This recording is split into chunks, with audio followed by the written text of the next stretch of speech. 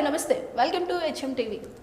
ఈరోజు మనతో ఉన్న స్పెషల్ మూవీ టీం ఎవరంటే, మూవీ నేను చెప్పే కన్నా ముందు మీకు కొన్ని విషయాలు చెప్పాలి. ఒక కథలో twist and secrets and thrill ఉంటే అదేమవుతుంది, ఆ మూవీ నేమే మిస్టీరియస్ అవుతుంది. సో అదే మిస్టీరియస్ మూవీ టీం అయితే ఈరోజు మనతో ఉన్నారు. సో ఈ మూవీ విశేషాలు, మూవీలో ఇంకా థ్రిల్లింగ్ విషయాల గురించి ఒకసారి వీళ్ళని అడిగి తెలుసుకుందాం. Hello sir, hello madam. అందరికీ ఒకేసారి హలో అంటే పేరున చెప్పాలంటే కష్టం కదా. Okay sir, first of all మీకే అసలు ఈ మిస్టీరియస్ టైటిల్ ఎక్కడి నుంచి వచ్చింది? కథ నుండి వచ్చింది. కథ ఫస్ట్ కథ అనుకున్నప్పుడు ఫస్ట్ తెలుగు టైటిల్స్ అనుకున్నాం కొన్ని, కానీ మా ప్రొడ్యూసర్ గారి ఆయన ఏంటంటే కొద్దిగా ఇంగ్లీష్ టైటిల్ పెడదాం, యూనిక్గా ఉంటుంది, అన్ని లాంగ్వేజ్ వాళ్ళకి కూడా అర్థమవుతుంది. అంటే కథ కూడా ఆ రకంగా ఉంది కాబట్టి ఇంగ్లీష్ టైటిల్ సూట్ అవుతుంది అనుకున్నప్పుడు ఏం పెడితే బాగుంటుందని బాగా ఆలోచించాము. ఇదంతా ఒక మిస్సింగ్ మీద జరిగే స్టోరీ కాబట్టి మిస్టీరియస్ అని పెడితే బాగుంటుందని చెప్పేసి మిస్టీరియస్ పెట్టాం. ఓకే రోహిత్ గారు, మీరు అసలు పరిచయం లేని వ్యక్తి చెప్పాలంటే, అందరికీ బాగా సుపరిచితులే.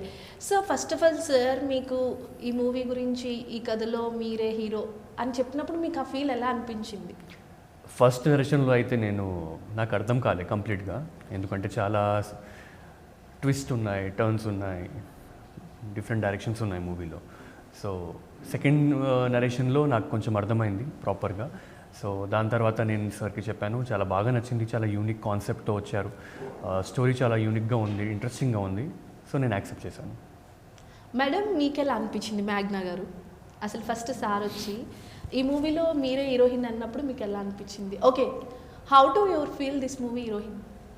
अमेजिंग, बहुत अच्छा एंड एक्सपीरियंस मेरे लिए बहुत डिफरेंट था क्योंकि it's Telugu movie and my third movie, so it was tough and it was easy also because of sir, my partner. So sir, మీరైతే కాంతారా మూవీ మామూలుగా లేదు, మీ క్యారెక్టరైజేషన్ ఇంకా బాగుంది. సో ఆ మూవీ తర్వాత మళ్ళీ మీరు ఈ మూవీలోకి మీకు ఎలా అనిపించింది అసలు? ನಾನು ಕರ್ನಾಟಕದಿಂದ ಬಂದಿರೋದು. ಈ ಸಿನಿಮಾ ನನಗೊಂದು ಭಾಳ ಒಳ್ಳೆಯ ಎಕ್ಸ್ಪೀರಿಯೆನ್ಸ್ ಕೊಡ್ತು. ಫಸ್ಟ್ ಆಫ್ ಆಲ್ ಈ ಸಿನಿಮಾದ DOP ದೇವ ಅವರು ನನಗೆ ಸರ್ಗೆ ಇಂಟ್ರೊಡ್ಯೂಸ್ ಮಾಡಿಸಿದ್ದು. ಸರ್ ನನಗೆ ಫೋನಲ್ಲಿ 1.5 hour continuous 1.5 hour story story narrate ಮಾಡಿದ್ರು. ನನಗೆ ಭಾಳ ಇಂಟ್ರೆಸ್ಟಿಂಗ್ ಅನ್ನಿಸ್ತು, ವೆರಿ ಇಂಟ್ರೆಸ್ಟಿಂಗ್. ಮತ್ತು ಅವರು ಹೇಳಿದ ನರೇಟ್ ಮಾಡಿದ ರೀತಿ ಇತ್ತಲ್ಲ, ಅದು ತುಂಬ ಕ್ಯೂರಿಯಸ್ ಆಗಿತ್ತು. ಮತ್ತು ನನಗೆ ಇದು ಬೇರೆದೇ ರೀತಿಯಾದ ಜಾನರ್ ಸಿನಿಮಾ ಅಂತ ಅನಿಸ್ತು. ಸೊ ಹಾಗಾಗಿ ಒಪ್ಕೊಂಡೆ. ಈ ಸಿನಿಮಾದಲ್ಲಿ ಬಂದು ACP ಕ್ಯಾರೆಕ್ಟರ್ ಮಾಡಿದ್ದೀನಿ. ಈ ಸಿನಿಮಾದಲ್ಲಿ ACP ಕ್ಯಾರೆಕ್ಟರ್ ಆನಂದ ಸಾಯಿ ಅಂದ್ಬಿಟ್ಟು ಇನ್ವೆಸ್ಟಿಗೇಷನ್ ಆಫೀಸರ್ ಕ್ಯಾರೆಕ್ಟರ್. ಭಾಳ ಒಳ್ಳೆ ಎಕ್ಸ್ಪೀರಿಯನ್ಸ್ ಸಿಕ್ತು ನನಗೆ. ఈ మూవీ డిసెంబర్ 12న ప్రేక్షకుల ముందుకు రాబోతుంది సార్. ఏపీ అండ్ తెలంగాణలో ఎన్ని థియేటర్స్లోకి రాబోతుంది? మేము 150 అనుకున్నామమ్మా, కానీ ఇప్పుడు బాలయ్య బాబు గారి సినిమా కూడా ఉంది కాబట్టి దాదాపు ఖచ్చితంగా 100 థియేటర్స్లో రిలీజ్ చేయాలనుకుంటున్నాం. అంటే ఇప్పుడు చూసుకుంటే బాలయ్య బాబు గారి మూవీకి చెప్పాల్సిన అవసరం లేదు, ఆ మూవీ. సో ఆ మూవీతో ఈ మూవీ పోటీగా వస్తుంది కాబట్టి, అంటే అదే టైంలో వస్తుంది కాబట్టి, సో ప్రీ ప్లానెడ్గా ముందే రిలీజ్ చేయడం కానీ, లేకపోతే కొంచెం డేట్ వెనక్కి పంపించడం కానీ, ఇట్లాంటివి ఏమన్నా చేయాలని అనుకుంటున్నారా? అంటే మీకు ఇప్పుడు బాలయ్య బాబు గారి సినిమా పెద్ద సినిమా, చాలా పెద్ద బడ్జెట్ సినిమా. అది యాక్చువల్గా 5th ఉండింది, కొన్ని అనివార్య కారణాల వల్ల వాళ్ళది 12కు లేట్ అయ్యింది. మేము ఆల్రెడీ 12 ఫిక్స్ చేసుకున్నాం. ఆ ప్రకారంగా మేము ప్రమోషన్స్ కానీ అవన్నీ ట్రావెల్ బాగా హై రేంజ్లో చేస్తూ వచ్చాం. ఇప్పుడు మళ్ళీ పోస్ట్ పోన్ చేసుకోవాలంటే ఇప్పుడు ఒక చిన్న ప్రొడ్యూసర్కి దాన్ని సస్టైన్ చేయాలంటే కొంచెం ఇబ్బందికరమైన పరిస్థితి కాబట్టి అవైలబిలిటీ ఉన్న థియేటర్లో రిలీజ్ చేద్దామని డిసైడ్ చేసుకున్నాం. ఈ మూవీలో చాలా అంటే చాలా డిఫికల్ట్ రోల్స్ ప్లే చేశారు, అలాగే చాలా థ్రిల్లింగ్గా కూడా ఉన్నాయి సీన్స్, ప్రతి సీను కూడా. నేను ఫస్ట్ యాక్చువల్లీ ట్రైలర్ చూసినప్పటికీ నేనేమనుకున్నానంటే అసలు ఇది హర్రర్ మూవీయా థ్రిల్లర్ మూవీయా ఏం అర్థం కాలేదు. తర్వాత మొత్తం ట్రైలర్ పూర్తిగా చూసిన తర్వాత ఇది థ్రిల్లర్ మూవీ అని అనిపించింది. మీకు అలా ఏమైనా అనిపించిందా? స్టార్టింగ్లో అలానే అనిపించింది. ఫస్ట్ నరేషన్ చెప్పాను కదా, స్టార్టింగ్ నాకు కూడా ఒకసారి విన్న తర్వాత పూర్తిగా అర్థం కాలేదు. అంటే చాలా ఏమంటారు వేరియేషన్స్ ఉన్నాయి ఇందులో, డిఫరెంట్ క్యారెక్టర్స్, ప్రతి ఒక్క క్యారెక్టర్ ఒక స్టోరీ, ఒక డైరెక్షన్కి తీసుకెళ్తుంది. సో ఏంటంటే ఇప్పుడు మనకి ప్రతి క్యారెక్టర్ ఎలా తీసుకెళ్తారంటే it's a kind of a chain system అనమాట. ఒక క్యారెక్టర్ ఏదైనా చెప్తే దాన్ని బట్టి ఒక స్టోరీ వెళ్తుంది, మళ్ళీ ఇంకొక క్యారెక్టర్ అవన్నీ కలిసి ఎండ్లో ఒక చోట ఒక ఫైనల్ స్టేజ్కి వచ్చి ఆ లాస్ట్ 10 minutes మీకు ఏంటిది ఏం జరుగుతుంది ఎగ్జాక్ట్లీ ఏమైంది మూవీలో మీకు అర్థమవుతుంది. సార్ ఇప్పుడు చూసుకుంటే కొన్ని మూవీస్ ఎలా ఉంటాయంటే ఇలాంటి థ్రిల్లర్ మూవీస్ 1, 2, 3 ఇలా సిరీస్ తీసేస్తుంటారు, అలా ఏమైనా ఆలోచన ఉందా మీకు? డెఫినెట్గా ఉంటుందండి. ఇది దీని తర్వాత మేము 2 కూడా ప్లాన్ చేస్తున్నాము. అందులో కూడా వీళ్ళేనా? అది స్టోరీ డిసైడ్ అయిన తర్వాత దాని స్టోరీ వచ్చే ఆ పాత్రలు అంటే మీ మూవీకి వచ్చేసరికి ఒకరేమో పంజాబీ, ఒకరేమో హిందీ, ఒకరేమో కన్నడ, వీళ్ళ ముగ్గురు కూడా 3 లాంగ్వేజ్ల నుంచి వచ్చారు కదా, పాన్ ఇండియా లెవెల్ ఏమన్నా ప్లాన్ చేస్తున్నారేమో అని ఉంటుంది డెఫినెట్గా. కాకపోతే అప్పుడు స్టోరీ డిసైడ్ అయిన తర్వాత అప్పుడు ఉన్న క్యారెక్టర్స్ని బట్టి ఎవరు ఫిట్ అవుతారు, ఎవరైతే బాగుంటుంది దాన్ని బట్టి decide. But my base is Hyderabad. Telugu అంటే మా స్కూలింగ్ కంప్లీట్గా ఇక్కడే కాబట్టి ఐఎమ్ తెలుగు. సరే వీళ్ళకి కూడా కొంచెం తెలుగు నేర్పించండి. నాకు తెలుసు, తెలుగు తెలుసు. But the way he acted అంటే మీరు చూస్తే అర్థమైపోతుంది.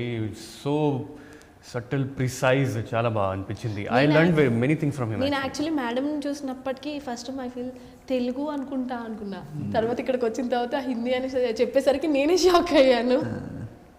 Okay ma'am, what is your characterization? Again बता दो सर. No, just simply. तो कैरेक्टर का नाम है शिल्पा. Movie characterization. नेम है शिल्पा, हिज वाइफ. और इट्स एक्चुअली सस्पेंस, तो आई कांट डिस्क्लोज. అంటే రివీల్ చేయరా సస్పెన్స్? సార్ తెలుగులో మీరు చూసుకుంటే ఫస్ట్ కాంతారా, తర్వాత ఈ మూవీతో తెలుగు ప్రేక్షకుల్లోకి వచ్చారు. సో మీరు ఇదే గుర్తింపు ఇంకా పెరుగుతుంది అనుకుంటున్నారా, లేకపోతే ఇక్కడ ఆగిపోతుంది అనుకుంటున్నారా? అంటే మిమ్మల్ని చూసినప్పటికీ కాంతారా ఫాదర్ క్యారెక్టర్ అని ఒక రైజింగ్ క్వశ్చన్ వస్తుంది. సో ఈ మూవీ ఇంకా పైకి తీసుకెళ్తుందని అనుకుంటున్నారా, అంటే ప్రేక్షకులకి ఇంకా బాగా కనెక్ట్ చేస్తుందని అనుకుంటున్నారా? ಇಲ್ಲ ಎಕ್ಸಾಕ್ಟ್ಲಿ ಕಾಂತಾರದ ಕ್ಯಾರೆಕ್ಟ್ರು ಈ ಕ್ಯಾರೆಕ್ಟರ್ಗೂ ತುಂಬ ವ್ಯತ್ಯಾಸ ಇದೆ. ಮತ್ತು ಅದರಲ್ಲಿ ರೆಕಗ್ನೈಸ್ ಮಾಡೋಕ್ಕೆ ಆಗಲ್ಲ ನಿಮಗೆ.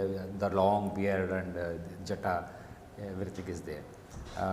This is totally different characterization, different movie, different treatment and out and out commercial movie and thriller movie. This is movie.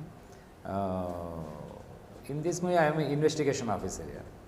So ಇದು ಇನ್ನೂ ಈ ಸಿನಿಮಾ ತುಂಬ ಜನಕ್ಕೆ ರೀಚ್ ಆಗುತ್ತೆ, ತುಂಬ ಜನ ನೋಡ್ತಾರೆ. ಯಾಕಂದರೆ ಇದೆಲ್ಲ ಟೋಟಲ್ 100% ಪ್ಯಾಕೇಜ್, ಇದು ಕಂಪ್ಲೀಟ್ ಪ್ಯಾಕೇಜ್ ಮೂವಿ ಇದು. ಸೊ ಹಾಗಾಗಿ ಇದು ದೊಡ್ಡ ಮಟ್ಟಕ್ಕೆ ಬೆಳೀತದೆ. ಮತ್ತು ನನಗೂ ಇಲ್ಲಿ ಅವಕಾಶ ಜಾಸ್ತಿ ಸಿಗುತ್ತೆ ಅಂತ ಭರವಸೆ ನನಗೆ. This is not my first movie in Telugu. My first movie was in 2018 Bhairava Geetha. Okay, RGV production, Bhairava Geetha. This is second movie. Okay, ఈ మూవీలోకి అయితే రోహిత్ గారిని అలాగే మ్యాగ్నా మేడంని వీళ్ళిద్దరిని పేరప్గా తీసుకోవాలని మీకు ఎందుకు అనిపించింది సార్? అంటే నేను హీరోయిన్గా 2-3 చూశాను. చూసిన తర్వాత కొంచెం ఈ క్యారెక్టర్ కొంచెం రొమాంటిక్ టచ్ ఉంటుంది ఈ హీరోయిన్ క్యారెక్టర్. కాబట్టి 2-3లో కొంచెం నాకు వాళ్ళందుకో కొంచెం ఫిట్ అనిపించలేదు, తను ఫిట్ అనిపించింది. క్యారెక్టర్ సరిపోతే మల్టీ షేడ్స్ ఉన్న క్యారెక్టర్ ఆ క్యారెక్టర్. చూసాను ఆడిషన్ చూసినప్పుడు ఓకే తను అయితే బాగుంటుంది అనిపించింది. లాంగ్వేజ్ ప్రాబ్లం ఉంది కొంచెం, కానీ తన క్యారెక్టర్ బాగా సూట్ అవుతుందని తను డిసైడ్ చేశాం. తర్వాత రోహిత్ గారు అయితే నా క్యారెక్టర్ ఎప్పుడైతే నేను రాసుకున్న తర్వాత నాకు ఫస్ట్ నా మైండ్లోకి వచ్చింది ఈయనే. ఇంకా ఆల్రెడీ అతను చూస్తున్నాను కాబట్టి నాకు ఇతని మైండ్లోకి వచ్చిన ఫస్ట్ ఎవరిని కాంటాక్ట్ చేయాలి నేను హీరోగా, నేను ఇతనే కాంటాక్ట్ చేశాను. అంటే రోహిత్ గారిని మైండ్లో పెట్టుకుని కథ రాసుకున్నాక ఆయన మైండ్లోకి వచ్చాడు. కథ రాసుకున్నాక మైండ్లోకి వచ్చాడు ఇతనైతే బాగుంటుంది అని. కథ రాసుకున్నప్పుడు అసలు బ్లాంక్, అసలు ఎవరు నేను అలా కథ రాసుకున్నాడు. ఎక్కువ నేను ఆర్టిస్టులను దృష్టిలో పెట్టుకొని కథ రాసుకున్నాను. ఇందులో కథకి ఈ పాత్ర ఎలా న్యాయం చేస్తుంది ఆలోచిస్తాను తప్పితే అందులో ఎవరు న్యాయం చేస్తారని ఆలోచించాను నేను. కథ వచ్చిన తర్వాత క్యారెక్టర్లు అప్పుడు ఎవరు బాగుంటారు దీనికి ఆల్టర్నేటివ్ అప్పుడు పెట్టుకొని అప్పుడు పిలిచి మాట్లాడతాను. ఈ క్యారెక్టర్కి సారే సెట్ అవుతారని మీకు ఎందుకంటే ఇది ఎవరైతే నా DOP ఉన్నాడో దేవా అతను నాకు ఒక వీడియో చూపెట్టాడు. ఏసీపీ క్యారెక్టర్కు ఒక కొత్త అదర్ లాంగ్వేజ్ నుంచి, కొత్త క్యారెక్టర్ తమిళ ఆర్ కన్నడ నుంచి ఆర్ హిందీ నుంచి ఎవరైనా తీసుకుంటే బాగుంటుంది దేవా, ఎవరైతే బాగుంటుంది మనకి కొంచెం ఫ్రెష్ లుక్ ఉంటుంది, ఇది ఎందుకు క్రైమ్ థ్రిల్లర్ కాబట్టి కొంచెం ఫ్రెష్ లుక్ ఉంటుంది, చూసే ఆడియన్స్ కూడా కొంచెం ఉత్సాహంగా ఉంటుంది అని చెప్పేసి అన్నప్పుడు అతను నాకు సార్ నేను ఒక అతనితో వర్క్ చేశాను, నేను ఆయన వీడియో చూపిస్తానని చెప్పేసి షారుఖ్ దేవాతో కలిసి ఒక చిన్న ఏదో మూవీ చేశారు, అది ఇంకా రిలీజ్ కాలేదు. అది నాకు వీడియో క్లిప్పింగ్ చూశాడు, చూసిన తర్వాత ఎస్ అతను అందులో నెగిటివ్ క్యారెక్టర్ వేసాడు అందులో, కానీ ఇక్కడ ఇన్వెస్టిగేషన్ ఆఫీసర్గా ఇతను బాగుంటాడు, ఆ లుక్ ఉంది, ఇతనికి ఆ డిగ్నిటీ ఉంది, ఒకసారి మాట్లాడదామని చెప్పేసి నెంబర్ తీసుకొని మాట్లాడిన తర్వాత ఒక టైం ఇచ్చి స్టోరీ నేరేట్ చేయాలంటే ఒక 1.5 hours స్టోరీ నేరేట్ చేశాను.